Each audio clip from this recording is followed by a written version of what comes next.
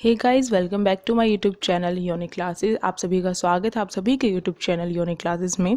तो आज से हम सीटेट की क्लासेस स्टार्ट करने वाले हैं। जैसे कि आपने सिलेबस की वीडियो देखी ही होगी, उसमें मैंने आप सभी को बताया था। सिलेबस अगर किसी ने नहीं देखा तो फटाफट देख लीजिए। एसएसटी पेपर 2 का आपका जो सिलेबस है, एसएसटी यानी कि शॉर्ट में बोलते हैं उसे सोशल स्टडीज़, यानी कि जो सामाजिक विज्ञान है उसका जो सिलेबस है आपका, ये जो सिलेबस का क्वेश्चन कितने आएंगे, इसमें से 60 नंबर के प्रश्न आपका सीटेट क्लियर करने में ये बहुत ज़्यादा आपकी हेल्प करने वाले हैं।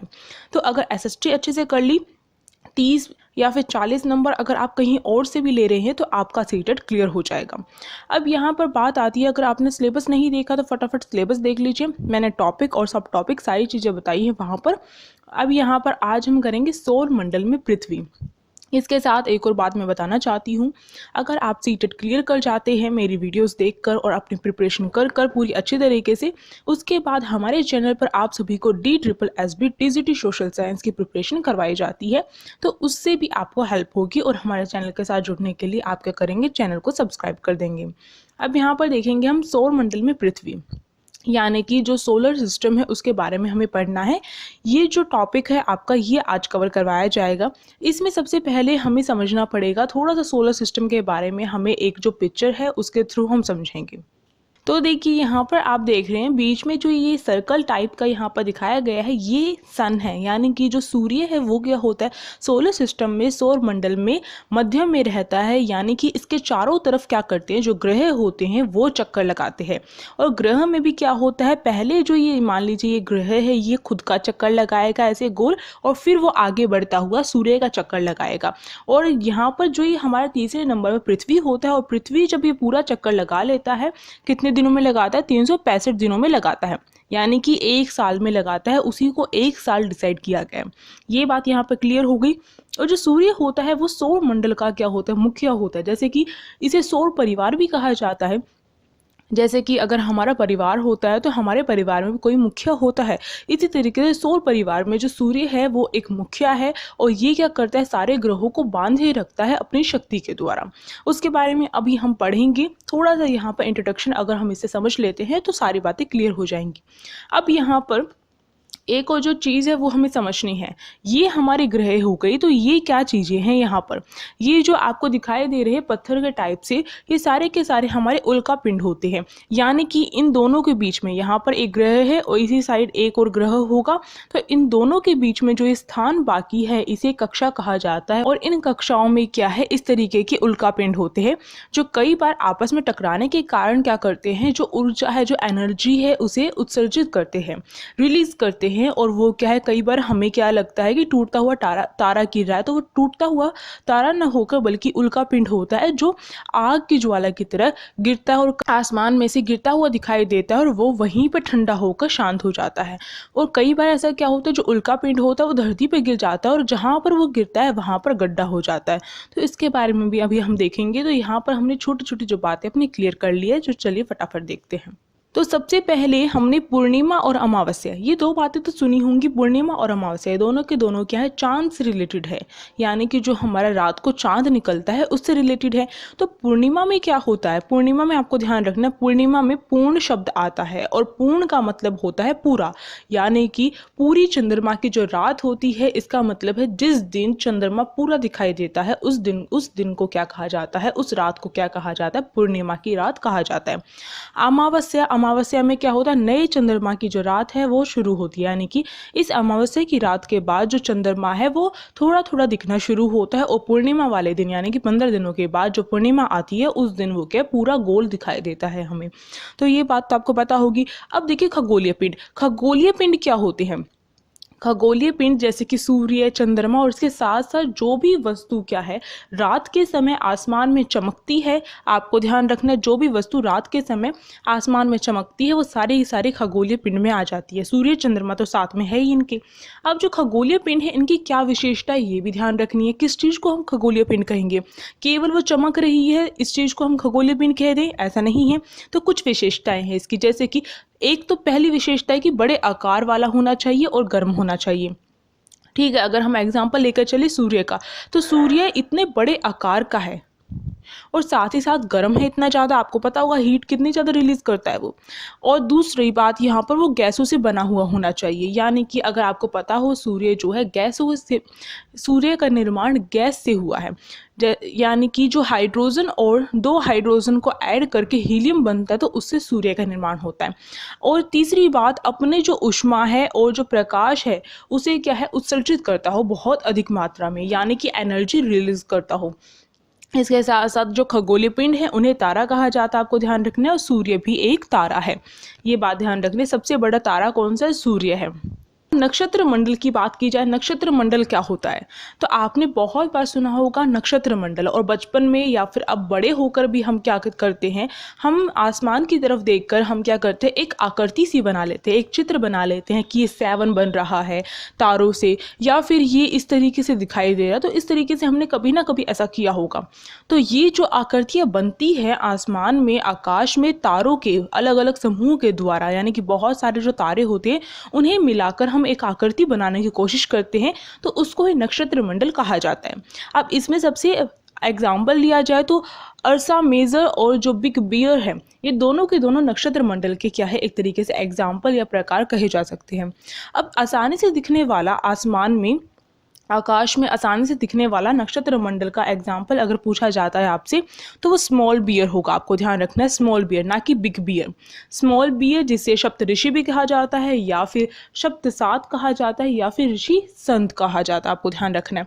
सप्तऋषि, सप्त का मतलब 7 होता है, यानी कि 7 तारों के समूह से, जो अगर 7 तारों के समूह से एक बड़ा नक्षत्र मंडल बनता है, उसे जैसे कि अर्सा मेजर का एक भाग होता है। ये अर्सा मेजर जो है वो बड़ा है, पर हम स्मॉल बियर की बात कर रहे हैं जिसमें सप्तऋषि आता है, तो वो अर्सा मेजर का एक भाग होगा, एक पार्ट होगा, आपको ध्यान रखना है।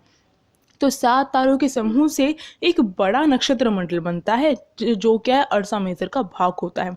अब इसे हम सप्तऋषि को हम एक पिक्चर के द्वारा समझेंगे। तो देखिए यहाँ पर ये जो पिक्चर दिखाई जा रही है, ये क्या है, आकाश की जो पिक्चर है, और इसमें बहुत सारे तारे आपको यहाँ पर दिख रहे हैं, अनगिनत तारे होते हैं।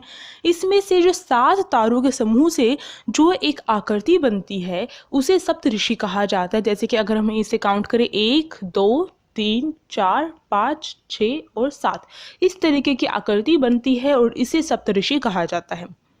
अब हम ध्रुव तारे की बात करेंगे। आपने बहुत सुना होगा, ध्रुव तारे से हम दिशा का क्या कर सकते हैं, निर्धारण कर सकते हैं कि कहाँ पर है, जो दिशा है उसका निर्धारण कर सकते हैं। या फिर आपने ये सुना होगा, पुराने समय में जब घड़ी वगैरह नहीं होती थी तो जो बड़े लोग थे वो क्या करते थे, ध्रुव तारे को देखकर दिशा का निर्धारण करते थे।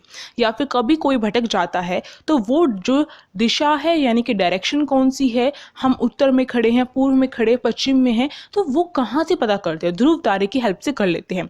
अब ये ध्रुव तारे की मदद से कैसे करते हैं, क्योंकि ध्रुव तारा हमेशा और हमेशा उत्तर दिशा में होता है, आपको ध्यान रखना है, बहुत इंपॉर्टेंट बात है, आपसे पूछी जा सकती है। तो ध्रुव तारा उत्तर दिशा में होता है और आसमान में एक ही स्थान पर रहता है, ये भी ध्यान रखना, क्योंकि एक ही स्थान हो गया ना, एक ही दिशा में और एक ही स्थान पर रहता है। इसके साथ साथ जो सप्तऋषि हमने अभी अभी देखा था, उसकी मदद से ध्रुव तारे की पहचान की जा सकती है। किस तरीके से की जा सकती है, चलिए पिक्चर के द्वारा समझते हैं। तो देखिए यहाँ पर हमें ये जो है, ये सप्तऋषि दिखाया गया 7 तारों का समूह है, और यहाँ पर जो है हमें इसके बिल्कुल ऐसे सेंटर में, बिल्कुल इस साइड जाएंगे तो ये हमें पोल स्टार, यानी कि जो ध्रुव तारा है, ये हमें यहाँ पर दिखाई देता है हमेशा। तो इस तरीके से पहचान की जा सकती है। इसका एक और जो पिक्चर है उसके द्वारा भी हम समझ लेते हैं। तो देखिए इसमें भी ये सप्तऋषि इस प्रकार से बना हुआ है, जहाँ पर ये ऐसे समाप्त होता है, इसके इस साइड बिल्कुल ये जो है ये ध्रुव तारा होता है। अब हम देखेंगे ग्रह। हमने प्लैनेट सुना है, ग्रह सुना है, यानी कि अभी अभी स्टार्टिंग में मैंने सन दिखाया बीच में सौरमंडल में, और फिर उसके चारों तरफ क्या कर रहे हैं, जो ग्रह है सूर्य के चक्कर लगा रहे हैं। पर ये ग्रह होता क्या है असल में, ये आपसे पूछा जा सकता है, यानी कि एमसीक्यूज टाइप क्वेश्चन ही आएंगे, पर क्वेश्चन कैसे भी पूछा जा सकता है।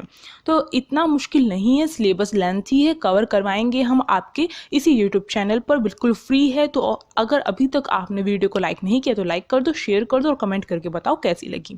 अब यहाँ पर ग्रह की बात हो रही है, तो जो कुछ खगोलीय पिंड होते हैं वो क्या करते हैं, अपना जो प्रकाश है या फिर जो ऊष्मा है वो नहीं निकालते हैं। यानी कि हमने अभी खगोलीय पिंड ऊपर देखे थे। खगोलीय पिंड क्या होते हैं, चंद्रमा, सूर्य या फिर रात को जो भी चीज़ चमकती है जो गैस से बनी होती है, ये सारी विशेषताएं अभी हमने देखी थी।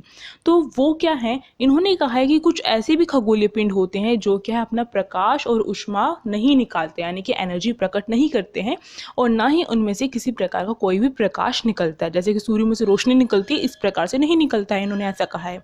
अब यहाँ पर क्या है, ऐसे जो खगोलीय पिंड होते हैं वे जो हैं वो तारों के प्रकाश से प्रकाशित होते हैं, यानी कि उनका खुद का प्रकाश नहीं होता है, वो तारों की मदद से प्रकाशित होते हैं, और ऐसे पिंडों को ही ग्रह कहा जाता है।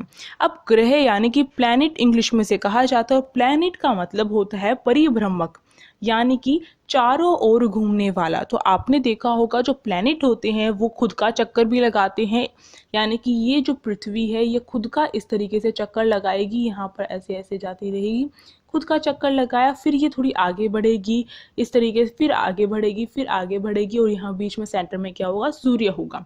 इस तरीके से अपना पूरा चक्कर पूरा करेगी।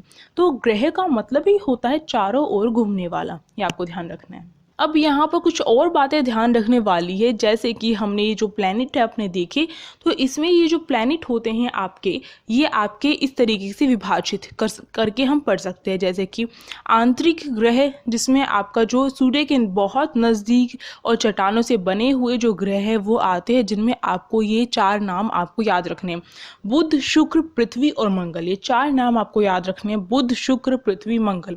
ये 4 ग्रह ऐसे होते हैं जिन्हें आंतरिक ग्रह कहा गया है, जो सूर्य के बहुत नज़दीक होते हैं। आपको पता होगा पृथ्वी तीसरा जो स्थान है वो लेती है सौरमंडल में, सूर्य से दूरी अगर देखी जाए पृथ्वी की तो तीसरा स्थान है। पर अगर सबसे बड़े ग्रह की बात की जाए तो उसमें पृथ्वी का 5वां स्थान आता है, आपको ये ध्यान रखना है। सूर्य से दूरी की बात की जाती है तो तीसरा स्थान, और सबसे बड़े ग्रह की बात की जाती है तो उसमें 5वां स्थान आता है पृथ्वी का। पृथ्वी के बारे में पता होना चाहिए, क्योंकि हम अर्थ में रहते हैं, पृथ्वी पे तो रहते हैं हम।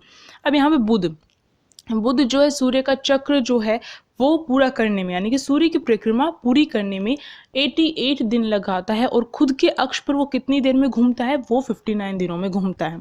इसी तरीके से जो शुक्र है वो क्या है, शुक्र को पृथ्वी की दूसरी बहन कहा जाता है, ठीक है, यानी कि सेम टू सेम बहन कहा जाता है। यानी कि इसका मतलब है कि जो शुक्र है वो पृथ्वी जैसा ही दिखाई देता है आकार में, इस तरीके से। अब जो यहाँ पर है आकार, वजन, इस तरीके से शुक्र जो है वो पृथ्वी की बहन कही जाती है। अब यहाँ पर जो शुक्र है वो सूर्य के चारों ओर परिक्रमा करने में 255 दिन लगाता है, और अपने अक्ष पर घूमने में वो 243 दिन लगाता है।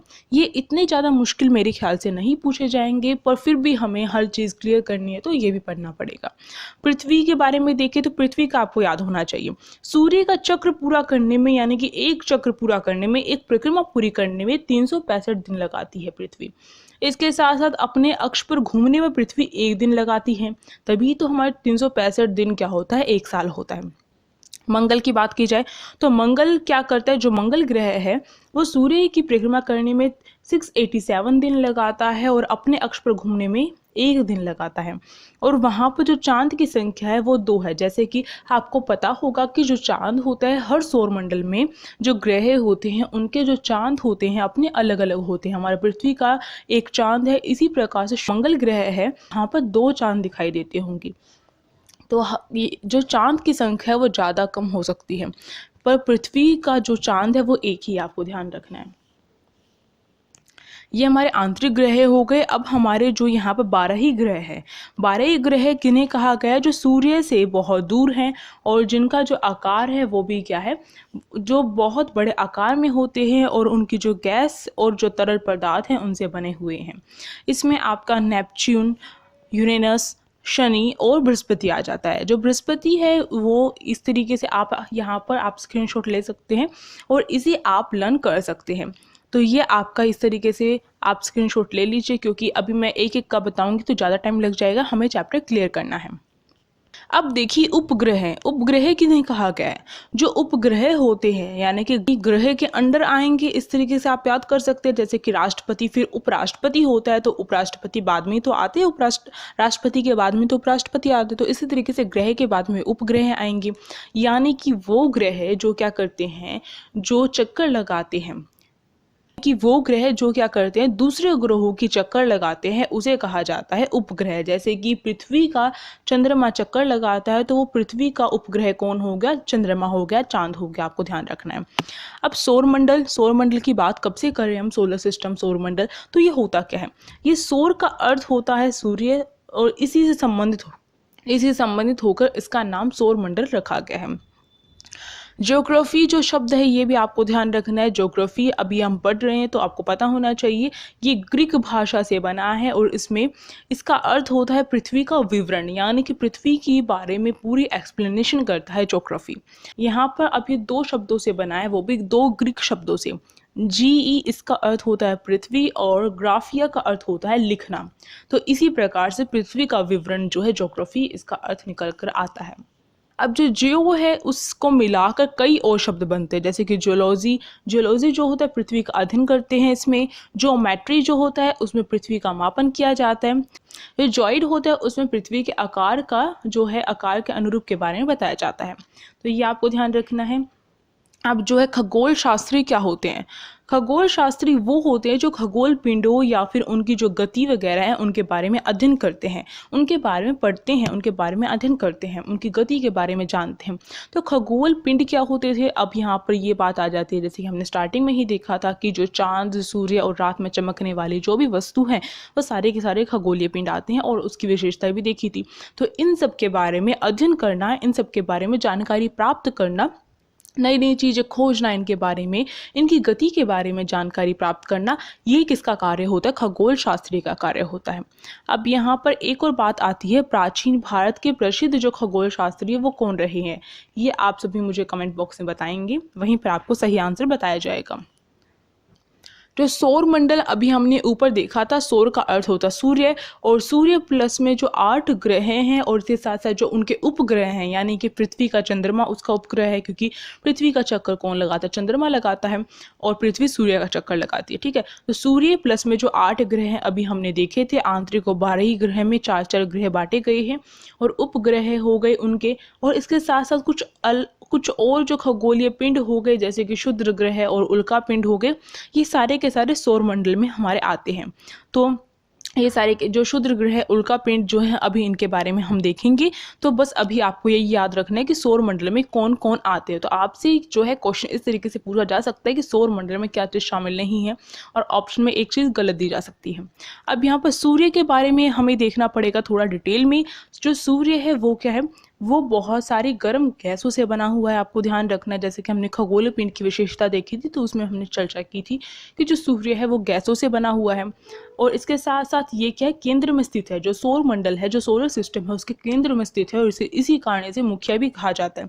और इसके खिंचाव बल के कारण क्या है, सारे के सारे जो ग्रह हैं वो क्या है, इसके सौर मंडल है वो बंधा रहता है। यानी कि सोलर सिस्टम क्यों बना हुआ है, ना तो जो ग्रह हैं वो आगे पीछे कहीं पर भी हो सकते थे, पर ये जो है सूर्य ही मेन इसमें रोल अपना निभाता है।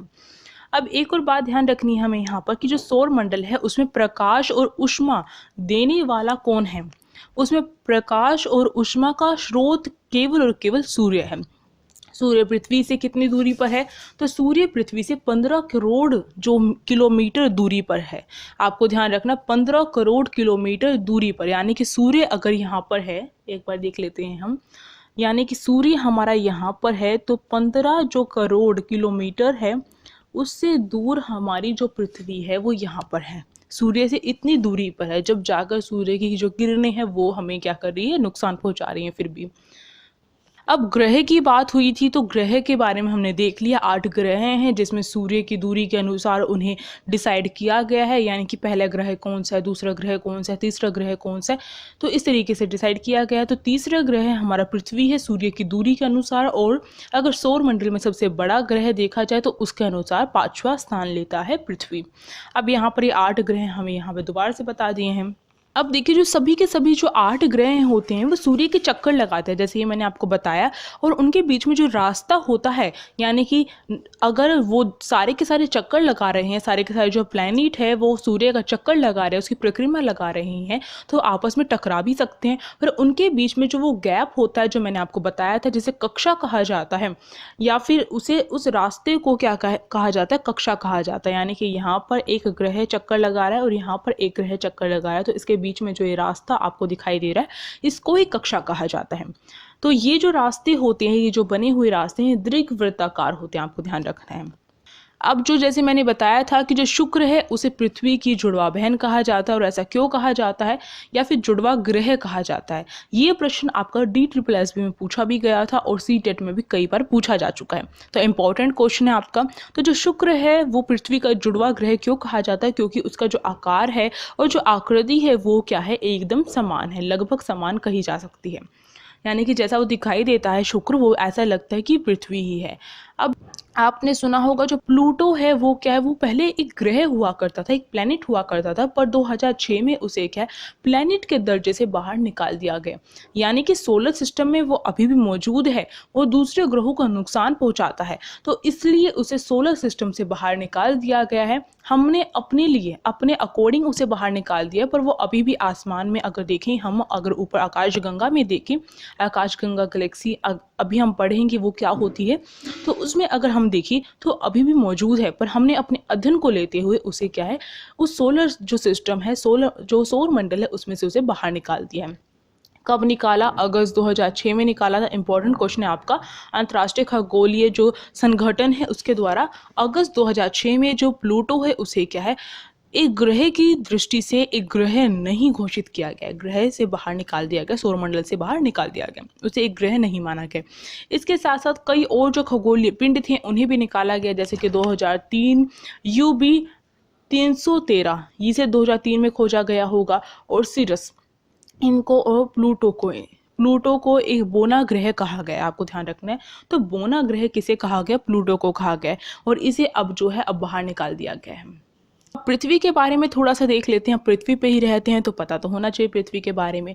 तो सूर्य की दूरी के अनुसार पृथ्वी तीसरा ग्रह है, जैसे मैंने आपको बताया कई बार। और आकार की दृष्टि में अगर देखा जाए, सबसे बड़े ग्रह के तौर पर देखा जाए, यानी कि आकार को देखा जाए, तो पांचवा बड़ा ग्रह आता है पृथ्वी, यानी कि 5वें स्थान पर आता है। अब जो पृथ्वी है उसका आकार किस प्रकार का? ध्रुवों के पास में वो थोड़ी सी चपटी हुई है, यानी कि हम पूरा उसे सर्कल नहीं कह सकते हैं, ध्रुवों के पास में थोड़ा चपटी हुई है, और इसी कारण ये क्या है, भू आब जो है इसे कहा जाता है। भू आब का अर्थ होता है पृथ्वी के समान आकार, ठीक है, आपको ध्यान रखना है। इस पे 2/3 जो पानी की मात्रा है पृथ्वी में, हमें पता है कि पृथ्वी में बहुत ज़्यादा अधिक मात्रा में जल है, तो कितना जल है? 2/3 जो पानी है पृथ्वी की सतह पर है, और इसी के कारण क्या है, पृथ्वी को अगर हम अंतरिक्ष से देखते हैं तो वो हमें नीली दिखाई देती है, इसलिए इसे नीला ग्रह भी कहा जाता है, यानी कि नील ग्रह कहा जाता है, आपको ध्यान रखना है। सूर्य के प्रकाश को पृथ्वी तक पहुंचने में कितना समय लगता है, ये भी इंपॉर्टेंट है आपको। तो सूर्य का जो प्रकाश है, क्योंकि सूर्य से पृथ्वी की दूरी कितनी है, 15 करोड़ किलोमीटर है, तो सूर्य का जो प्रकाश है पृथ्वी पर पहुंचने में 8 मिनट लगती है, सिर्फ और सिर्फ 8 मिनट, आपको ध्यान रखना है। अब यहाँ पर चंद्रमा की बात की जाए, हम यहाँ पर 8 मिनट केवल अपने भारत की नहीं कह रहे हैं कि भारत में पहुँचने में सूर्य का प्रकाश काफ़ी टाइम लगता है, तो हम 8 मिनट उसके नहीं बता रहे हैं, हम यहाँ पृथ्वी में पूरे वर्ल्ड की बात कर रहे हैं। अब यहाँ पर चंद्रमा की बात की जाए तो चंद्रमा जो ग्रह है, यानी कि हमारा पृथ्वी का उपग्रह है, कौन है? चंद्रमा है, आपको ध्यान रखना है। तो पृथ्वी का उपग्रह है चंद्रमा। और अगर इसके डायमीटर की बात की जाए तो पृथ्वी का जो व्यास, यानी कि पृथ्वी का जो डायमीटर है उसका 1/4 जो है ये चंद्रमा का डायमीटर होता है, आपको ध्यान रखना है। पृथ्वी से ये जो है कितनी दूरी पर है, ये 384,400 किलोमीटर दूरी पर है, आपको ध्यान रखना है। तो कितनी दूरी पर है चंद्रमा, ये भी इंपॉर्टेंट क्वेश्चन है यहाँ पर। अब जो ये सबसे पहली बात अब चंद्रमा को लेकर आती है कि चंद्रमा पर कौन कौन व्यक्ति गया है, तो सबसे पहले जो अगर कहे जाए, सबसे पहले भारत की बात नहीं हो रही है, ये जो है हमारे अंतर्राष्ट्रीय तौर पे बात हो रही है कि सबसे पहले जो व्यक्ति गया था, यानी कि जो नील आर्मस्ट्रॉन्ग है वो एक ऐसे पहले व्यक्ति थे जो क्या है चंद्रमा पर गए थे, यानी कि चांद पर गए थे। कब गए थे? 21 जुलाई 1969 पर गए थे। ठीक है, ये डेट रही थी जिस दिन नील आर्मस्ट्रॉन्ग क्या है व्यक्ति पृथ्वी से चंद्रमा पर गए थे। और ये कहाँ के थे? ये यूएसए के थे, यानी कि अमेरिका के थे। अब पहला भारतीय ऐसा कौन है जो चंद्रमा पर गया था? तो पहला भारतीय राकेश शर्मा है, आपको ध्यान रखना है।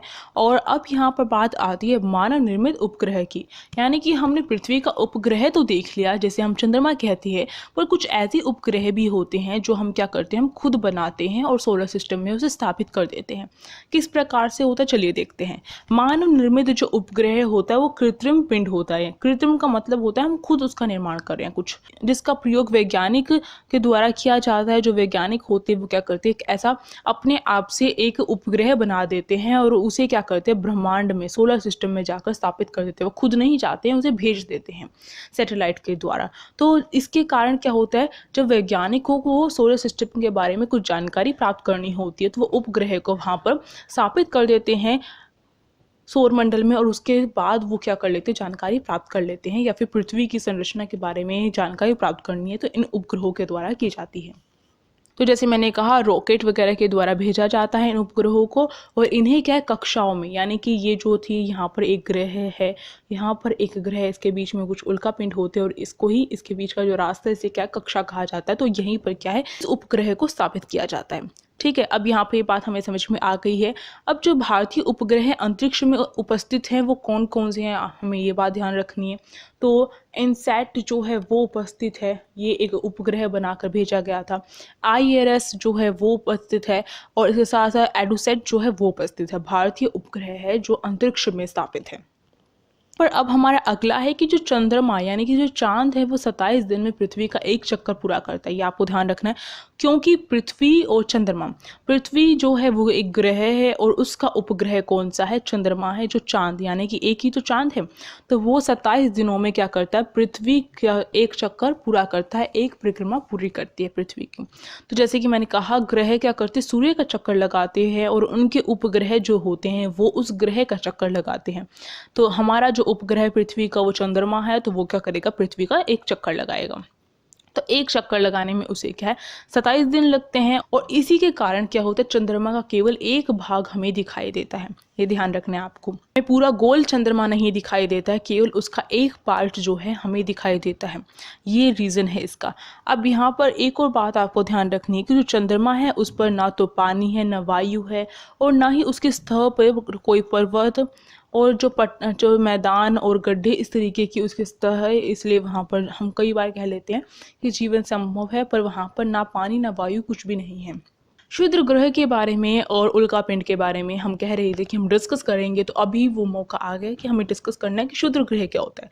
जो क्षुद्र ग्रह होते हैं वो तारे, ग्रह और उपग्रह के अलावा एक छोटा सा पिंड होता है, जैसे कि मंगल और बृहस्पति के बीच की जो कक्षाएं हैं उनके बीच में पाए जाते हैं क्षुद्र ग्रह। जैसे कि मैंने कहा था ये जो कक्षाएं होती हैं, यहाँ पर ये जो एक ग्रह है वो चक्कर लगा रहा है सूर्य का, यहाँ पर एक ग्रह है, तो इसके बीच में जो ये कक्षा है, ये जो रास्ता होता है कक्षा कहा जाता है, उसके बीच में मैंने छोटे छोटे जो पत्थर टाइप दिखाए थे आपको, तो वो क्षुद्र ग्रह है। ये क्या करते हैं, सूर्य के चारों ओर चक्कर लगाते हैं। आपको ध्यान रखना, क्षुद्र ग्रह भी क्या करते हैं, सूर्य का चक्कर लगाते हैं। उल्कापिंड क्या होता है, उल्कापिंड सूर्य के चारों ओर चक्कर लगाने वाले पत्थरों के छोटे छोटे टुकड़े होते हैं। जैसे मैंने कहा यहाँ पे बीच में मैंने छोटे छोटे जो स्टार्टिंग में टुकड़े दिखाए थे वो क्या हैं, वो उल्कापिंड और क्षुद्र ग्रह होते हैं। वायु के साथ घर्षण होकर ये क्या होते हैं, अब यहाँ पर आपको डिफरेंस समझना है क्षुद्र ग्रह और उल्कापिंड में। क्षुद्र ग्रह जो होते हैं वो क्या होते हैं, वो छोटे पिंड होते हैं। ठीक है, तारों, ग्रह या फिर उपग्रह से काफी छोटी होती है, पर वो एक पिंड होते हैं। और ये जो उल्कापिंड होती है वो क्या है, वो भी सूर्य का चक्कर लगाते हैं, पर वायु के घर्षण से, यानी कि वायु से टकराने के कारण उनमें क्या है, उनमें जो ऊर्जा है वो उत्पन्न हो जाती है, जिसके कारण वो क्या है, गर्म हो जाते हैं। ठीक है, और जिसके कारण क्या है, वो कई बार जल जाते हैं, यानी कि उनमें से अग्नि उत्पन्न हो जाती है। तो अगर आपने ये एक्सपेरिमेंट करके देखा हो कि दो जो पत्थर होते हैं जब आप उन्हें आपस में रगड़ते हैं तो घर्षण उत्पन्न होता है और वहाँ से चिंगारी उत्पन्न होती है। जैसे कि आदि मानव जो थे उन्होंने अग्नि की खोज की थी, जो आग है उसकी खोज की थी, इसी के कारण तो घर्षण के कारण हुआ था। तो इसी प्रकार से वायु से टकराने के कारण जो ये उल्का पिंड होते हैं, इनमें जो गर्मी होती है वो उत्पन्न हो जाती है और कई बार ये जल जाते हैं, जिसके कारण वो क्या करते हैं, वो चमकदार प्रकाश जो है वो उत्पन्न करते हैं। ठीक है।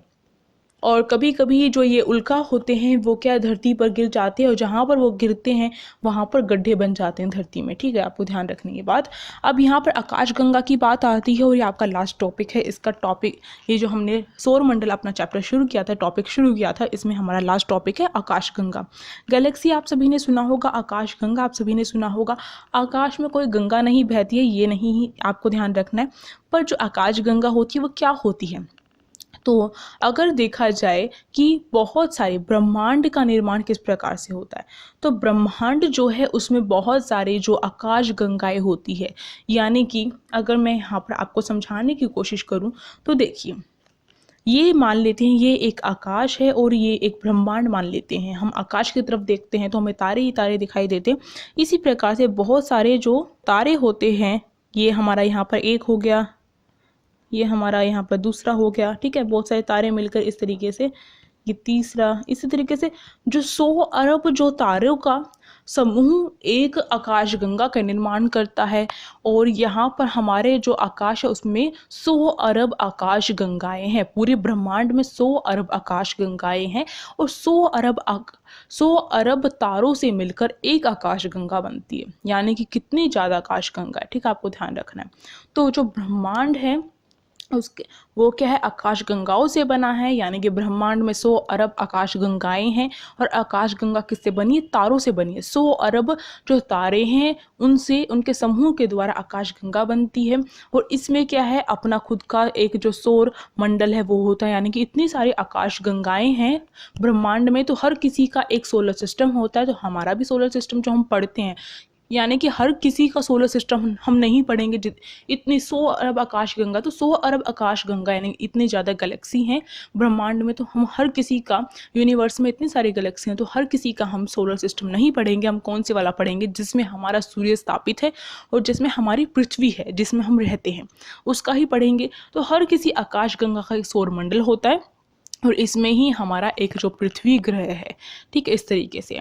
अब यहाँ पर जो आकाश गंगा की बात हम कर रहे थे, तो करोड़ों तारों और बादलों और गैसों का एक प्रणाली कही जा सकती है। और इस आकाश गंगा को मिल्की वे भी कहते हैं। यानी कि हमारी जो खुद की आकाश गंगा है, जिसमें हमारा सोलर सिस्टम है, जिसमें हमारा सन स्थापित है, सूर्य स्थापित है, उसको मिल्की वे कहा जाता है। ठीक है, आपको ध्यान रखना है। और आकाश में हमें एक जो सफ़ेद सी पट्टी दिखाई देती है, वही आकाश गंगा होती है। बहुत सारी आकाश गंगा मिलकर ब्रह्मांड का निर्माण करती है। तो इस तरीके से आपको समझ में आ गया होगा, आई होप। तो अगर कुछ भी दिक्कत है आप मुझे कमेंट बॉक्स में पूछ सकते हो। साथ ही साथ अगर आपको कोई टॉपिक चाहिए भी आप मुझे बता सकते हो, तो मैं कोशिश करूँगी उस पर बनाने के लिए वीडियो जल्द से जल्द। तो अगर आपको वीडियो अच्छी लगी तो लाइक करो, शेयर करो, और टेलीग्राम ग्रुप ज्वाइन नहीं किया तो लिंक डिस्क्रिप्शन बॉक्स में होगी, तो फटाफट जाओ और कर लो। आगे तक काम आने वाला है आपका DSSS BTCT सोशल साइंस की प्रिपरेशन भी करवाई जाती है, तो वो भी आपके लिए बहुत हेल्पफुल रहेगी। लाइक करो, शेयर करो, कमेंट करके बताना। Thank you so much.